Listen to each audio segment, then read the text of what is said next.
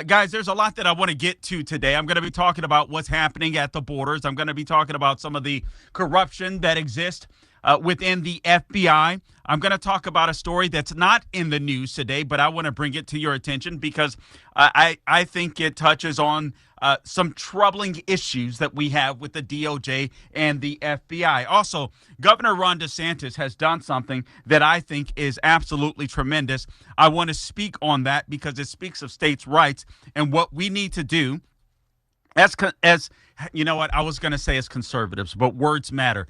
The word woman matters, by the way. This dictionary, what is it, the Cambridge Dictionary or what have you, that doesn't know how to define the word anymore, but we know how to define the word. But I was going to call myself a conservative. I've recently stopped doing that, and I'm calling myself a constitutional restorationist. I do believe that that words matter. Words are very important. They mean something. There's objective truth. There's a definition behind every word. We know that a woman is an adult female human being, and don't let any dictionary change your mind on that. Make sure you purchase older dictionaries where the people still had some common sense. But I consider myself a Christian constitutional restorationist, and I happen to be black. All right? I happen to be black. As time progresses, as I listen to Dennis Prager more, just like many of you out there, I've come to the conclusion that race isn't important. I used to think that race was semi-important, although I wasn't a racist. I just thought that, hey, listen, God, like variety, it's cool to see different people. I can't back that up biblically. All right?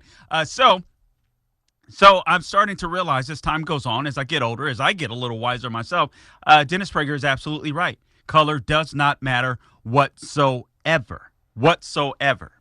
But now I consider us constitutional restorationists. That's what we are. I think Dennis Prager is the wisest talk show host on radio.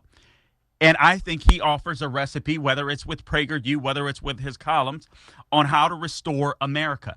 And that is our Judeo-Christian value system. Obviously, he's written books on the Torah that break down the logic of the Torah. Make sure you purchase those books. I'm not here to sell you on Dennis Prager. I'm here to sell you on the United States of America. Actually, I am here to sell you on Dennis Prager because he is a hero of mine, and I think he's contributing to saving this country, and I think he's doing a wonderful job of it. But I want to talk to you about a government that's no longer of, for, and by the people. I want to talk to you about a government that actually it's no longer a government. We've become slaves to an institution. It's no longer we the people. We don't control the government. Now we have these institutions. We become a government that's, I guess, of, for, and by the institutions, where these bureaucracies circumvent the will of the people, circumvent you and I. And I think that's the greatest threat to America. The greatest threat to America, in a sense, or one of the greater threats to America, is this bureaucratic state, this administrative state that the left is setting up. And they're doing a wonderful job of doing so. Unfortunately, the only thing that stands between the left destroying the United States totally and, in my opinion, a civil or even a revolutionary style war, and I pray to God that it never comes to that point, is the Republican Party. And you guys know the last time that I was on Dennis's show, I was pretty harsh when it came to the Republican Party. Nonetheless, I trust you guys. I trust those of you that are in the listening audience, and I trust that you will continue to fight for this country. I trust that you will continue to keep your head on a swivel, to stay alert, to call your senators, to call your congressmen. You can be an activist by the day. Today, as a matter of fact, I want to give you a number. And I want you guys to write this down. I'm going to encourage you guys, as I get this opportunity to sit in for Dennis Prager today, to become an activist. And you don't have to do anything major. This isn't going to force you to go anywhere. This isn't going to force you to do anything crazy. I simply want you to make a phone call, and I want you to make your voices heard. If you're people that love this country, let me give you this number, and I want you to write it down. As a matter of fact, I want you to save it in your phones because I want you to use it a lot in the next couple of years leading up to the 2024 election. By the way, we're going to get into an announcement that Donald Trump made, and I'm not talking about the non-fungible tokens or what have you. That's not important. He talked about free speech. That's what's important. We'll talk about that. But the number that I want to give you, you guys ready? I want you to write it down, because you're going to become activists today. Because the only way that we're going to save this country is if you and I go beyond speaking to doing. And that number is 202-224-3121. 202-224-3121. Carl, what is this number you've just given me? I've just given you the switchboard number to Washington, D.C. I want you to call your senators. I want you to call your congressmen. And I want you to tell them that this omnibus bill should not pass. I want you to speak respectfully, but I want you to be forceful. And I want you to let them know that you're going to be calling frequently and that you're going to be paying attention. Guys, we are the best hope for America. America is the best country that God has given man. If we don't stand up for it, no one else will. Do you think the left is going to save America? Absolutely not.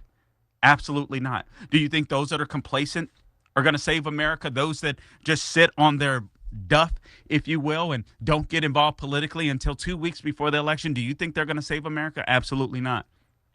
It's going to be the people that, like you and I, that sit and listen to shows like the Dennis Prager show and the rest of my colleagues here on Salem Media. It's going to be us. It's going to be us that saves the country. Again, this is a country that is of, for, and by the people. Guys, I want to tell you that our institutions are being taken over. And this is something that we have to stop. We can't let the FBI and the DOJ run the country. We can't let the Bureau of Land Management run the country. We can't let the CDC, the NIH, and the NIAID run the country. And again, remember, I'm telling you, later in the show, I'm not sure either in the second or third hour, I'm going to talk about something that Governor Ron DeSantis is doing that I think is very smart. And it's a 10th Amendment issue. And this is going to be uncomfortable for a lot of conservatives because we have to get used to wielding the power of government when we do have power in order to turn this country around. We got to stop pretending like we're playing on this. The Constitution is our referee in the game of freedom. I say that all the time on my local radio show on AM 950, The Answer, or theanswerorlando.com, or on my podcast, SalemPodcastNetwork.com, thecarljacksonshow.com. Please subscribe to my podcast and follow me on social media, The Carl Jackson Show. But the Constitution is our referee in the game of freedom. But right now we have a Democratic left that are playing outside of the Constitution. And we still have conservatives that are trying to play by the rules. I know this is counterintuitive. This is not who we are. Those of us that are people of faith, those of us that just adore our Constitution, those of us that respect our founders, regardless of some of their beliefs or whatever, they've created the greatest system that God has ever given man by submitting, I believe, to a higher authority, in my opinion, is Jesus Christ. They created the greatest country ever. But these institutions are trying to take them away. These institutions, this administrative state, this federal government, led by Joseph R. Biden, is trying to ruin all of that, trying to upend all of that. Now, I know that there's some puppets behind the scene. I totally get it. But he's still there, and we've still got work to do. I want to remind you that our FBI, I hate to say this, but our FBI is corrupt as all get out. And it may not be those in the lower echelon. It may not be the rank and file. However, I do have to question how many rank and file can sit there and allow this FBI to become so corrupted at the top without speaking out. More whistleblowers are starting to pop up, but I'll recall several things. The FISA warrants. I just want to build the case. The FBI misled Congress. They misled DOJ leaders. They misled Donald Trump. They lied to you about Michael Flynn. They lied to you about Andrew McCabe. I can go on and on and on.